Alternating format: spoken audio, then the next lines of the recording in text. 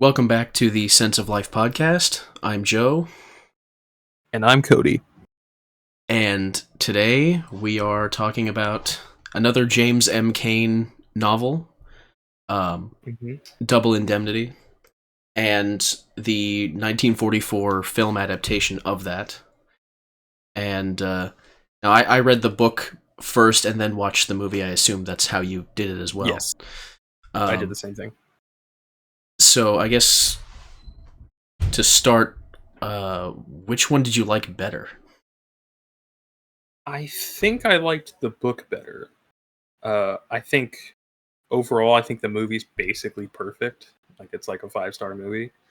It was a really good movie. Some pretty key plot differences in the end that I think work better for a movie.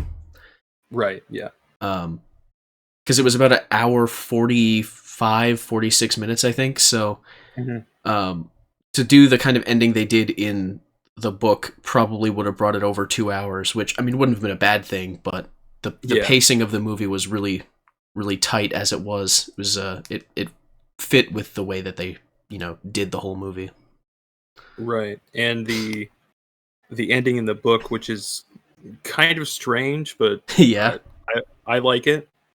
I don't think it would play in a movie. Like I don't think it'd work. So I think Billy Wilder, who directed the movie and co-wrote it with Raymond Chandler, there's some interesting stories about that. Right.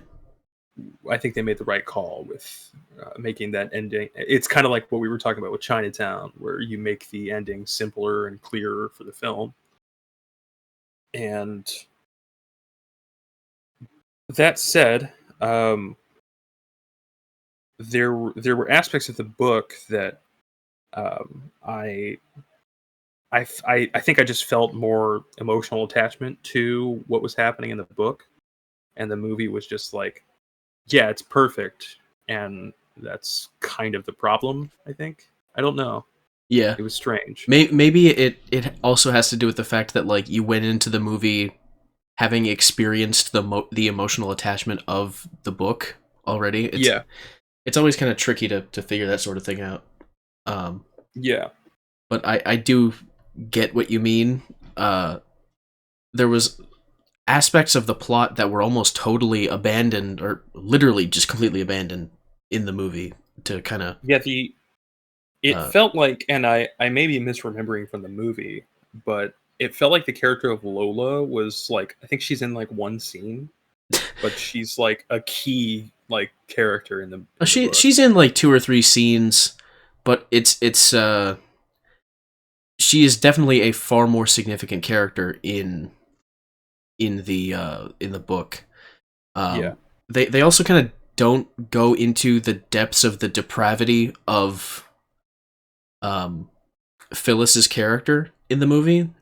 To the degree they did. I forget, like, everyone had different last names in the movie. He was Walter Huff in the book, but he's Walter Neff in the movie. Right. Yeah. And she was like Phyllis Nefelson or something like that. Dietrichson in the movie, and in the book she was Nerdlinger. Yeah. You combined like a element of both of those last names into yeah. And we're probably gonna like jump all over for this one because I didn't really I generally don't take notes for these episodes, and I didn't this time either, but I also didn't really take down any quotes. No, I actually I don't take notes either, but I was like, you know what, when I watch this movie, I'm going to take notes of like things that really jump out, but I decided to do it on a notepad on my computer, which I was not at when I watched the movie, so I didn't end up taking any notes, except there's one note, there's one line that I wrote on notepad, which was opening credits with crutches.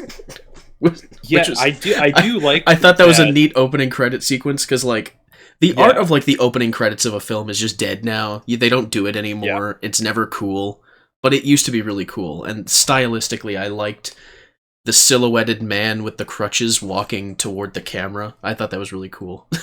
Yeah, like these like old Hollywood title card things are really, really cool.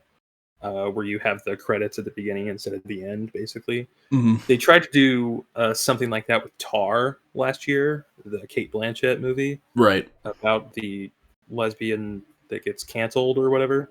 Yeah. And so they did like basically the ending credits, but it's the ending credits of like a modern movie as the opening credits. So it Oh. goes on for like 15 minutes. Oh, well, that's no good. So it was a bizarre choice. I appreciate the wanting to bring back that like classic uh opening credits, but should have just been the length of like the like watching Rear Window or something. So that was a strange choice for Tar. Um, with Double Indemnity, I think when I first started reading it, I was a little bit concerned that it was kind of a similar setup and a similar style to The Postman Always Rings Twice. Yeah, it was very similar. I felt, at Yeah, least in the initial premise of the thing. yeah, and so I think that I was a little bit concerned about that for about the first half, and then I think I read like the last half of it Saturday, Mm-hmm. just like all the way through, or maybe Sunday. I can't remember, but once once I kind of just gave myself over to it, I think I ended up liking this one more than Postman. Yeah. Um, there there's one scene in particular that I really liked. It's again, I didn't mark down any quotes or anything, but it's the scene where he's talking to Lola, and we kind of get his inner monologue because it's in first person again. And I'm pretty convinced now that James M. Cain's probably one of the best authors that's written in first person, at least in my experience. Yeah. And he's talking to her, and she's like describing how distraught she is about her dad dying and all of this, and we get the just his description of Huff, Huff in the book. Uh, Walter's like just guilt over the act he's committed because in this one, he and Phyllis kill Phyllis's husband so that they can get together, but then it gets kind of crazier from there, to be quite honest. And you can feel the kind of I started to get like physically like ill reading Yeah. reading this scene. Just I could really like feel Walter's guilt, like I was like feeling it myself. And I only couple times I've had that happen was a couple movies I watched, and the first one you're gonna laugh. It Okay. was I Know What You Did Last Summer. Yeah. And also Woody Allen's Match Point Okay. from I've not seen that. 2006. Yeah. Um, and I think it's quite a feat to get like such a physiological reaction out of me through just prose, Yeah. and that really affected me. Yeah. His guilt is a lot more significant in the book. Yeah. He the movie ends on like him kind of spilling his guts because of his guilt that he feels, but Yeah.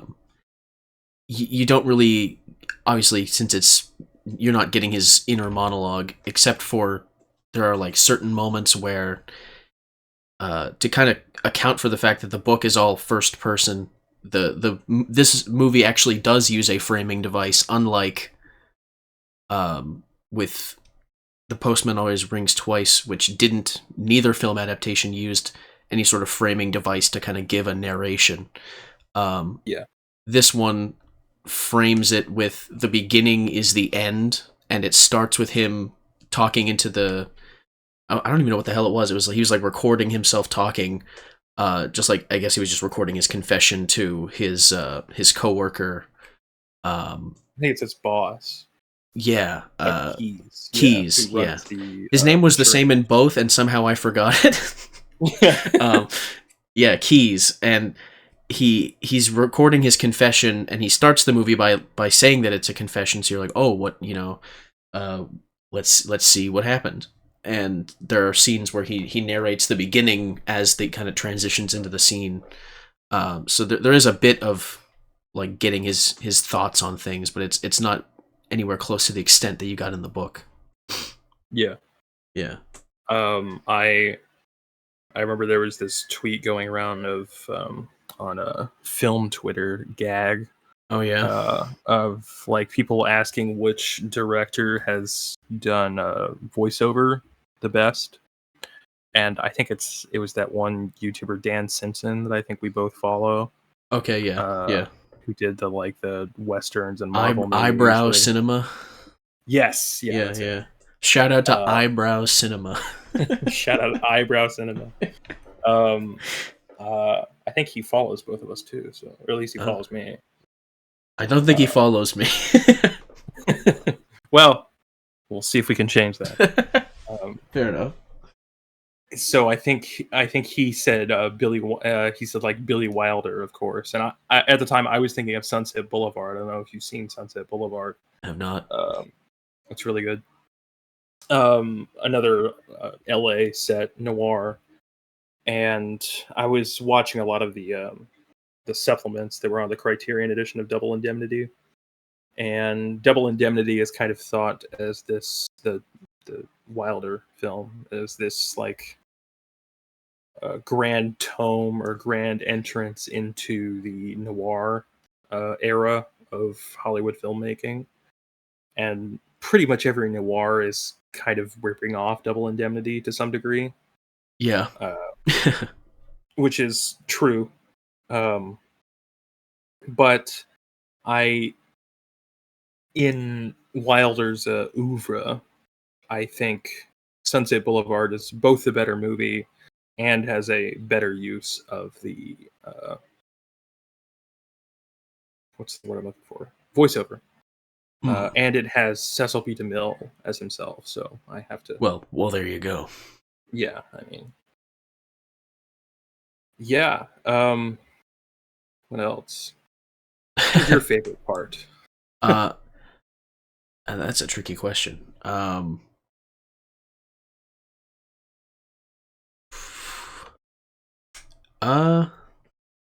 Favorite part. I don't know if I can name a favorite part. It was Sure. It was kind of more like a like letting the story just kind of flow, I guess. I can't really. Yeah. The part near the end of the book where all of the kind of revelations are made to Walter about all the crazy shit that Phyllis was doing, and it's like in this one the quote unquote perfect murder was undone by the fact that she didn't fully disclose that she was a fucking psychopath before she met him. Yeah. They probably would have gotten away with it if it wasn't for the fact that she was also responsible for the previous wife's death of her husband that she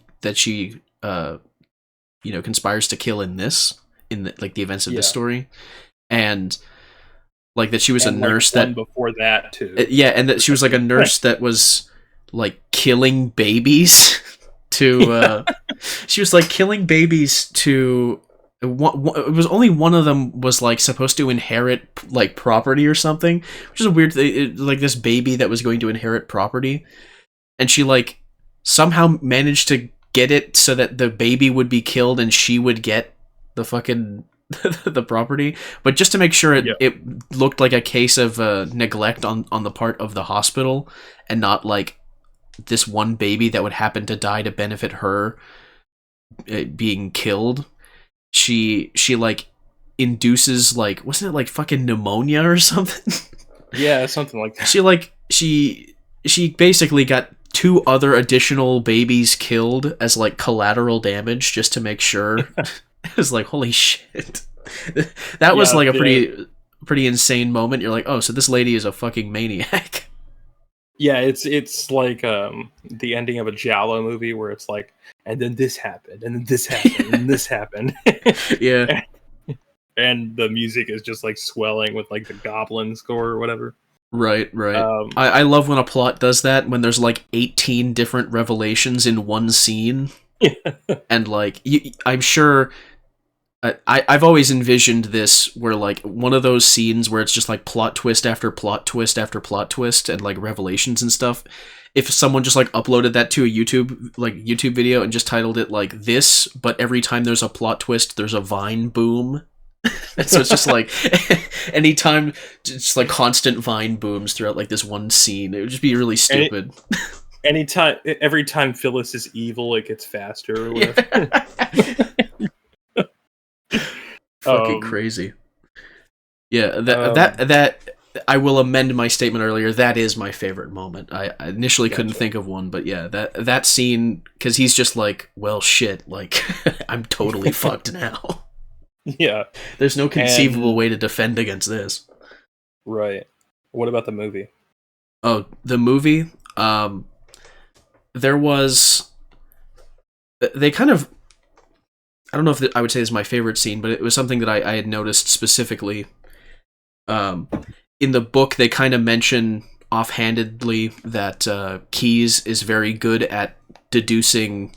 He has like a gut feeling about things, and he can correctly guess whether or not something was, was fishy before they even really start to investigate it.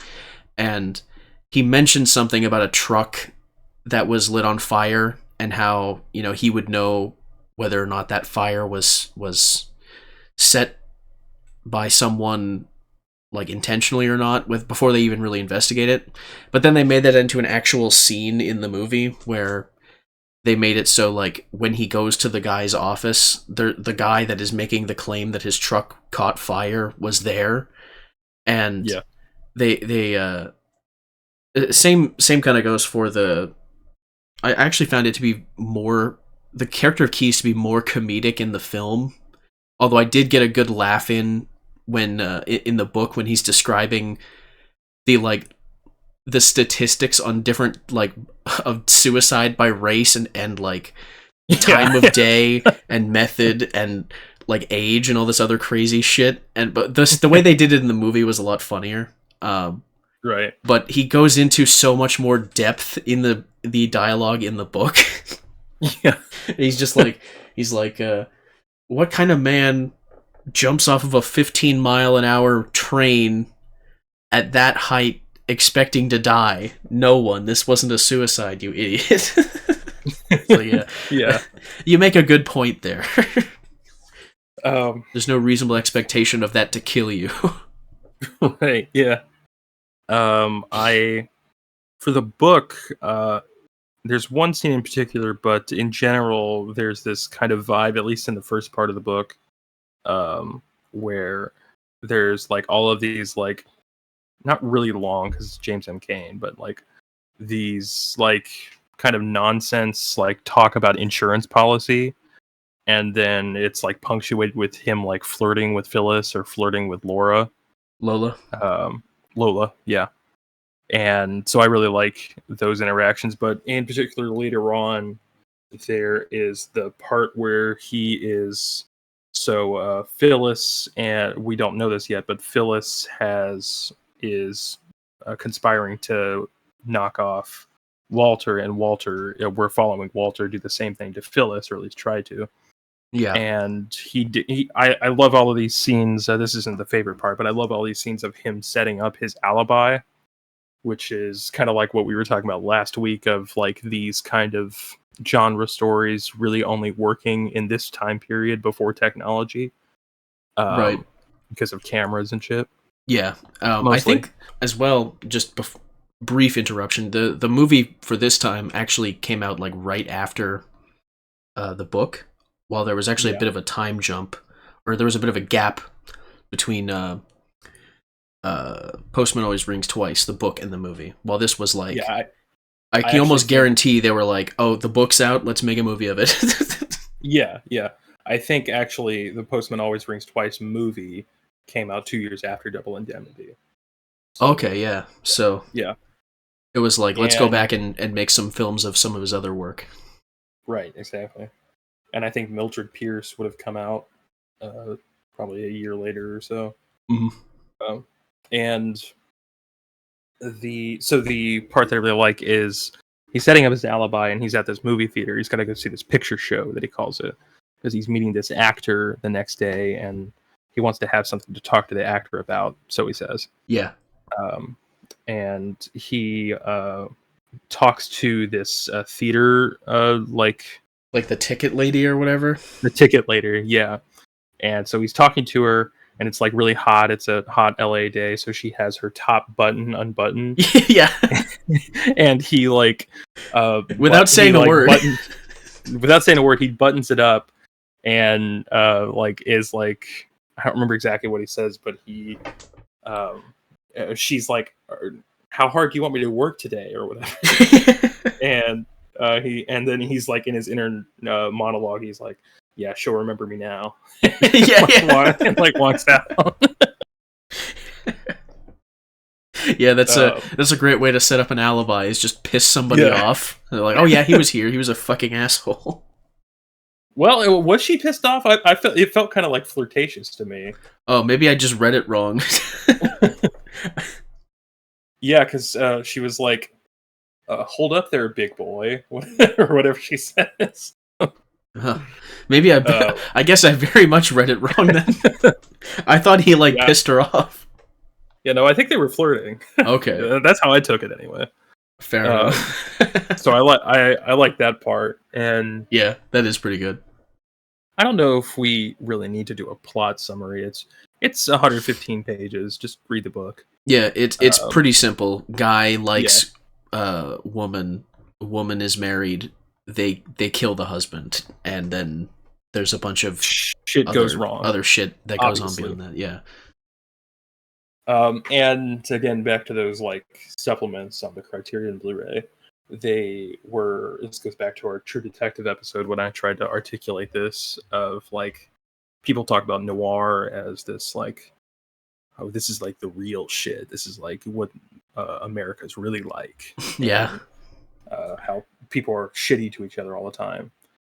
But noir is like the most like stylized, unrealistic type of production. But I think it might have been Friedkin on one of the supplements. He was on this documentary talking about the movie. Yeah. R.I.P.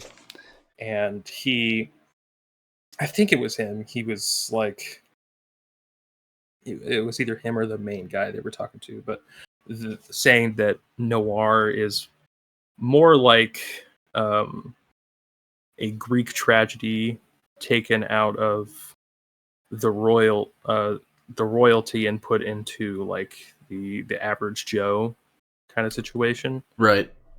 And I think that's probably closer to what it's going for.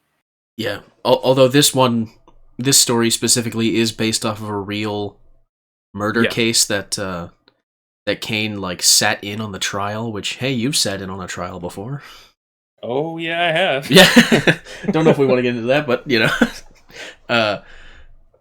Yeah, it's based off of a real murder where a woman and her lover killed her husband, and I'm only bringing this up not just because it's relevant to as a source of inspiration for the book, but the fact that when I clicked on her Wikipedia page, there's a photograph of her mid electric chair execution.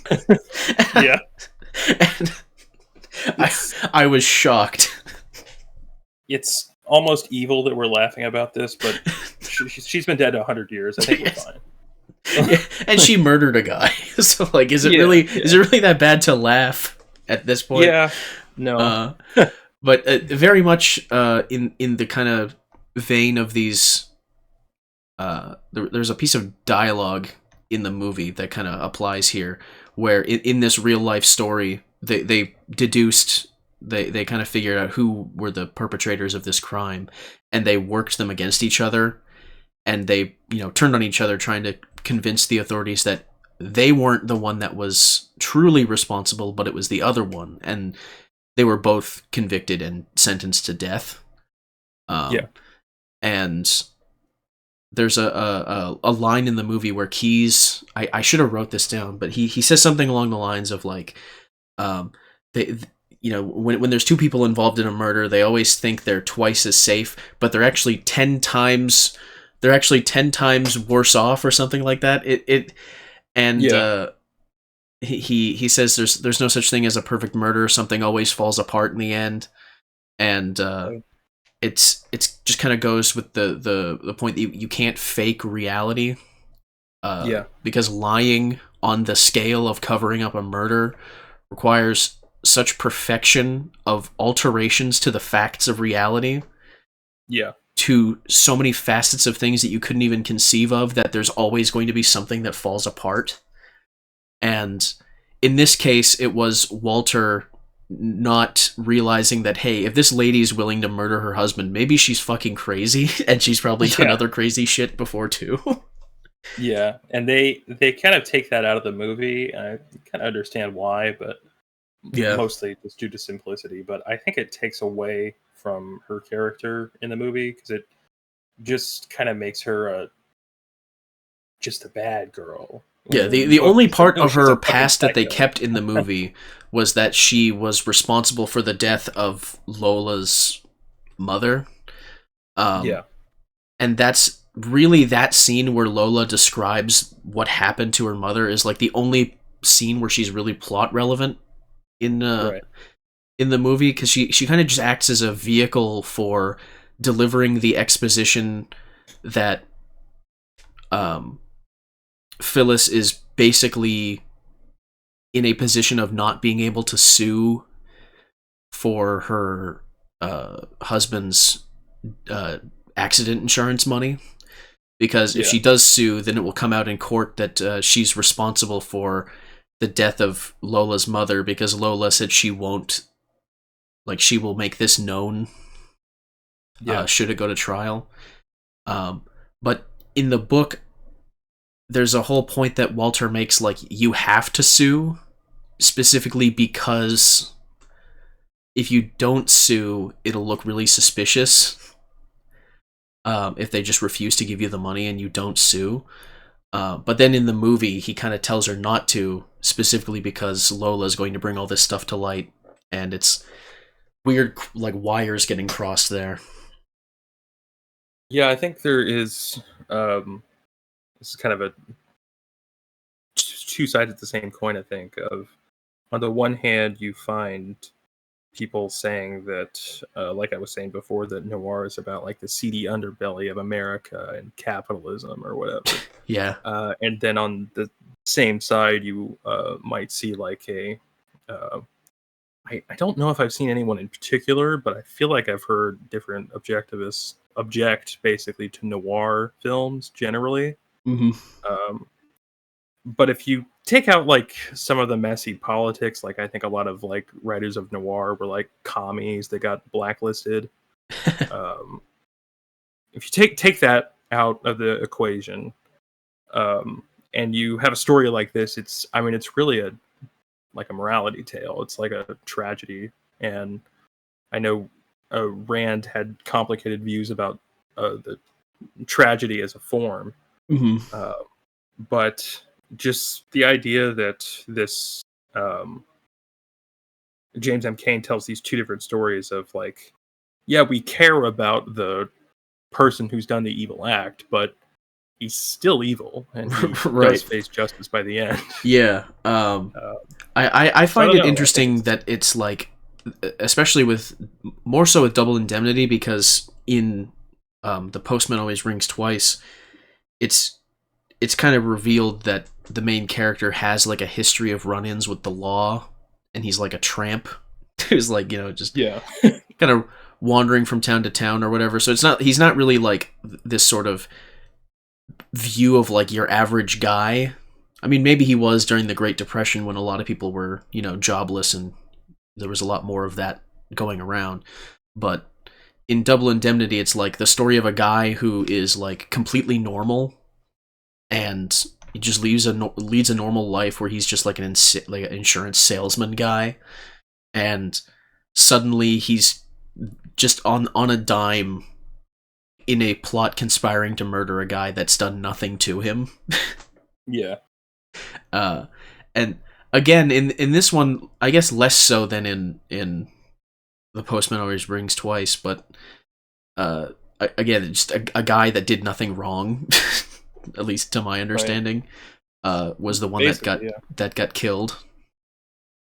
And there's the kind of famous line that Walter gives that one of the supplements I watched said that this kind of encapsulates noir if you really had to put it down to something in it. He says, I did it for the money, and I did it for the girl, and I don't have the money, and I don't have the girl. Yeah.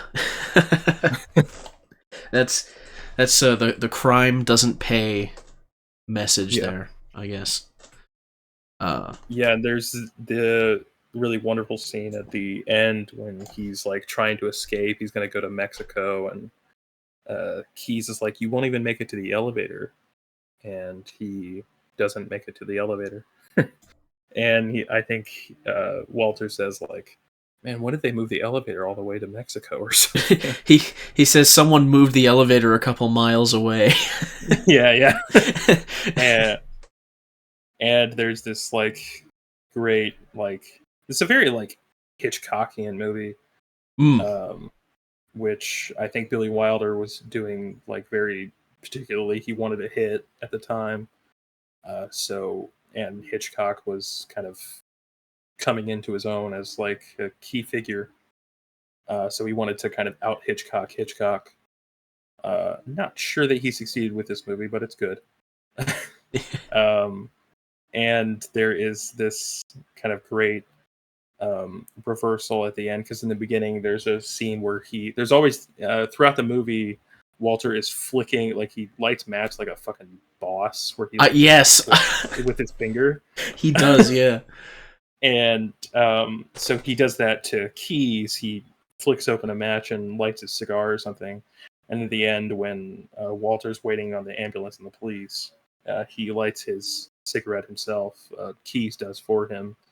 And Yeah. they have this kind of tender moment at the end as they wait for the law. And actually, there was a scene shot, and Billy Wilder described this as like the greatest scene he ever shot as director, of Walter being in the gas chamber basically and dying. God. Jesus. And it's kind of crazy that used to be like a form of execution. Yeah. And so they shot this whole scene and they just took it out because like it became too unwieldy, so they just left the ending as that one scene between those two, right?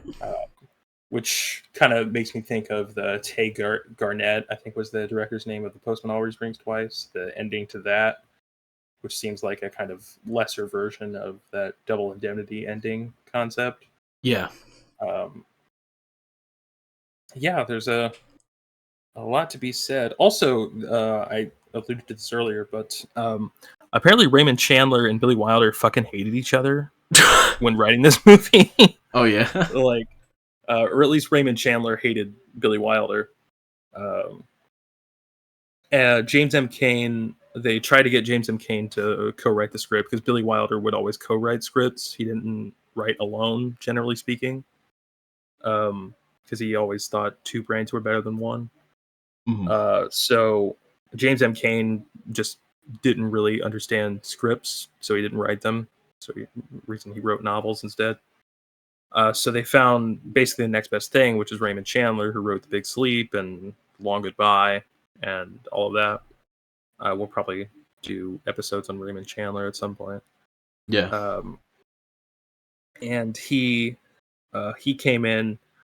Raymond Chandler was kind of like a straight-laced, like conservative type, not necessarily politically, but just like a not really a fuck around guy. And Billy Wilder absolutely was a fuck around guy and an alcoholic. So he was like constantly drunk, and Raymond Chandler was recently sober. So it was this whole problem, and like Billy Wilder would like pace around the room while they're talking, and Raymond Chandler was just like, "What the fuck is going on?" And like he would leave the room every 15 minutes to quote go to the bathroom because he just couldn't deal with Billy Wilder. And like That's pretty great. and some of the stories are probably a little exaggerated.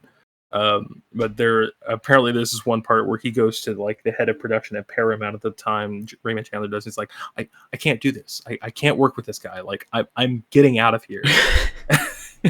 And Billy Wilder eventually got him to come back, and most of the dialogue in the movie, that very like snappy, punchy noir dialogue that those movies are known for now, comes from Raymond Chandler in the film. So I assume that Chandler wrote a lot of the dialogue, and Billy Wilder was more of like a structure, like this scene is going to happen here and kind of thing. That's how I imagine that conversation going. Yeah, they're two very different skill sets that you kind of have to meld together, because dialogue is fucking hard to write. Like even Woody Allen, who like whenever he makes a film, he like says to his actors, and like he's like the best living writer for films. He'll say, "This is the script, but all of this dialogue, totally up to you. If you have a better way to say this that gets the same point across, do that. I'm not married to this concept here. Just make it say what I'm trying to say in your own words, basically." And right. so one of those things that I think a lot of writers have to learn. I know a friend of mine, she's more of a structure based writer, she told me, so not really sure exactly how that works, but yeah, that's Double Indemnity. Trying to think if I have anything else that I wanted to say about it. I mean, other than like the difference in the endings, I don't think I have much else to say. Oh yeah, the ending of the book. Just cover this for a sec. Yeah. It's really bizarre. Yeah, I was confused, like, as to what the fuck any of it was, because like, yeah, like there's a point in both movies where in the movie and the book rather, where Walter decides he has to kill Phyllis, right, and he arranges to meet her, but in the book he he goes through this whole elaborate plan. This is all abandoned in the movie, obviously, where what the fuck was the Italian guy's name in the book? I don't even remember. His name is Nino in the fucking movie, but it's like, is it Leo? His last name is also different too. I don't remember. Where I don't know. Essentially, I like, can't remember. The Italian guy, he's like a UCLA student or some shit, and he likes, or he's like hanging out with Lola at the beginning of the book, and then Lola and I don't fucking remember his name. I'm pretty sure it was like Leo or something. They show up at the insurance office, and he offers, like, he wants to get like a loan, and he's leaving his car there or something. Like, I don't even fucking remember how to describe what it was, but like, I think it was something about leaving his car keys there, and his it was some sort of insurance thing for his car. So like, Walter takes the keys, and he like sets up this whole elaborate thing where it's like he's gonna make it look like this Italian guy killed Phyllis, because of like the movie or the book revealing that he might be in on this murder as well, which turns out to not be true in the end. So that was kind of irrelevant. But he tries to set him up, and he takes that guy's car, and he drives all the way to like this spot that he's gonna meet her, and then he gets shot in the chest, like through the window, and he quickly leaves that car, gets to his car, and then passes out in the driver's seat and wakes up in the hospital. while in the movie he goes to meet Phyllis at her house, and Yeah. she shoots him in the arm, or like the shoulder area, but she couldn't shoot him a second time, and then he ends up taking the gun from her and he fucking kills her. He shoots her twice. And I was like, oh, so that's different. Yeah. And then in the movie, because he got shot in like the shoulder, he returns to his office, which brings us back to how the movie opened with him on the phone, Right. where he's, talking, revealing the whole series of events, and then he gets arrested because Keyes shows up. But in the book, he wakes up in the hospital, and I still don't know who shot him. I'm not gonna lie. I don't know what the fuck happened. I'm pretty sure Phyllis shot him. Yeah, the way that they played it, it was like, I honestly did not know what to think, because it was like at the point where I thought Lola wanted to kill. Like I don't know what I was thinking. So I think what was happening was because they were there too, weren't they? Yeah, Lola's boyfriend was maybe on his way to his car, or was going to figure out like who took his car or something, because it was Walter stole it. Yeah, and Lola was tailing him because she wanted to make sure that he wasn't actually involved. And Phyllis was going to meet Walter because they had agreed they were going to meet for the first time. Yeah. And I think she shoots him, and because he has the program from the picture show theater right on his chest, when she shoots him, it stops the bullet from going too far into him. Damn. And so she gets away, and then it gets like really strange, because he wakes up in the hospital, and I think it was described that Lola and what's his name tried to like help him. Yeah, they tried to help him out of the car, but then they were arrested for shooting him. Yes, because they were like the first on the scene. Yeah. And eventually he's they're cleared, basically, and that's when all of Phyllis's past is brought up, like the baby thing, right? Right. And Keyes has he like kind of makes it seem like to Walter that he's gonna let him get out, because he was like trying to take care of Phyllis, because Phyllis is a piece of shit. And so he kind of wants her dead too. And so he gets on this cruise ship that he thinks is going to take him to Mexico, and then Phyllis is also on the ship. Yeah, also on the ship. And then they figure out that the reason that he got them both there was so they would like commit suicide and feed themselves to sharks. Yeah, that was so strange. It was like he kind of makes the point that Keyes had told him that he wasn't doing him a favor. When he let him leave the hospital, and he kind of realized that, he's like, oh, that's what he meant. Like, we're on this cruise ship, and she has this weird thing where she says like her only true love was like death itself, which is fucking like goth as shit to say, by the way. This book is anti-goth propaganda. Yeah. Basically. So like she says something about like how she wants to hop off the boat and then feel the ice cold take her to to hell or whatever the fuck, I don't know. and then he kind of says like, oh, I'll send you off or whatever. So like they both based. They both just decide they're going to jump in the water and kill themselves.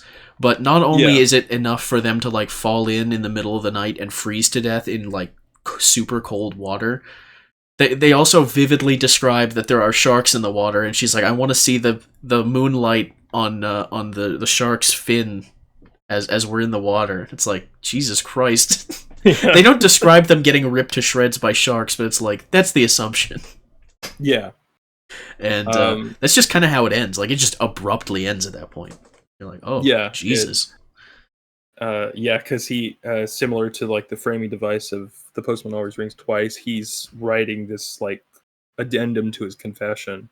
Right. And it's in the stateroom, or what I think it's called, the stateroom, and he puts it down, and they just leave and presumably kill themselves, or maybe they don't, or Yeah. maybe they just stay on the cruise ship. Yeah. Wouldn't Like, it be crazy if the actual plot twist, now this is like the Reddit podcast moment right now, yeah, but yeah, like it would be interesting if like his addendum to the confession was actually just a cover. So it's like, oh, they fell in the water and got eaten by sharks. There's no remains for us to look for, guys. That's over. But they yeah, actually did go to Mexico. yeah. And they're And just then two like, psychopaths living together. Like, he wasn't the really a next, psychopath. He just kind of, I mean, he murdered a guy, yeah, but who hasn't? yeah, Uh, no, but she was definitely crazy. I mean, right. killing babies as collateral damage. That's fucking wild. Yeah, it's James M. Cain proving that he's the master of the what pussy does to an MF genre. That's um, right. yeah, so Devil Indemnity, The Postman Always Rings Twice, kind of similar concepts, handled differently.